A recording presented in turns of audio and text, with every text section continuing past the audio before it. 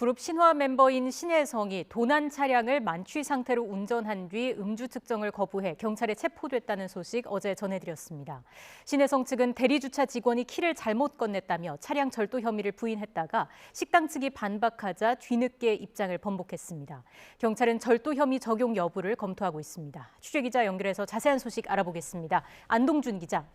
네, 사회 일부입니다. 네, 신혜성 측이 절도 혐의와 관련해서 입장을 바꾸면서 거짓 해명 논란이 불거졌다고요. 네, 신혜성 씨 체포 소식이 처음 알려졌을 당시 소속사는 도난 차량에 타고 있었던 배경에 대해 신혜성이 음식점 대리주차 직원에게서 엉뚱한 키를 전달받았기 때문이라고 해명했습니다. 대리주차 직원이 잘못된 차키를 준 것이 문제의 발단이었다는 주장이었는데요. 하루 만에 입장을 번복했습니다. 당시 신혜성이 만취 상태에서 다른 차량을 자신의 차량이라고 착각해 직접 문을 열고 탑승한 게 맞다고 밝힌 건데요. 차를 찾으러 온 신혜성이 주변에 있던 차량 문이 열리자 자신의 차량으로 착각해 차량 조수석에 탑승했다는 겁니다. 이후 지인을 내려주고 신혜성이 자택으로 가는 길에 직접 운전하다 차에서 잠든 상태로 발견됐다고 설명했습니다. 당시 식당에 있던 차량은 내부에 차키가 꽂혀 있는 상태로 누구나 문을 열 수 있었다는 주장인데요. 소속사 측은 자신이 들고 있던 가방 안에 차키가 있는 것으로 생각해 차문이 열린 것으로 착각했다고 주장했습니다.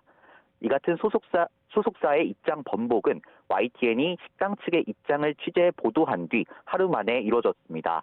YTN 취재진은 어제 신혜성이 머물렀던 식당을 직접 찾아 해당 대리주차 직원 이야기를 들어봤는데요. 식당 측은 신혜성에게 차키를 건넨 적이 없다며 소속사 측 입장을 반박했습니다. 대리주차 직원은 근무 시간도 아니었을 뿐더러 CCTV 화면에서도 신혜성이 키가 꽂힌 다른 차를 몰고 떠나는 장면이 확인된다는 건데요. 직접 들어보시겠습니다. 본인 차는 벤츠였고 남의 차는 흰색 경춘이라고 없습니다. CCTV 다 나와 있습니다. 예, 법적인 절차를 통해서 CCTV 확인해 보세요. 경찰은 식당 관계자 진술을 토대로 CCTV 화면을 분석하고 있는데요.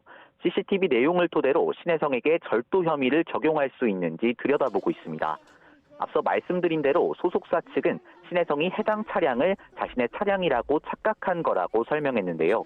신혜성이 해당 차량을 몰고 간 데 고의성이 있었는지가 쟁점이 될 거로 보입니다. 지금까지 사회 일부에서 전해드렸습니다.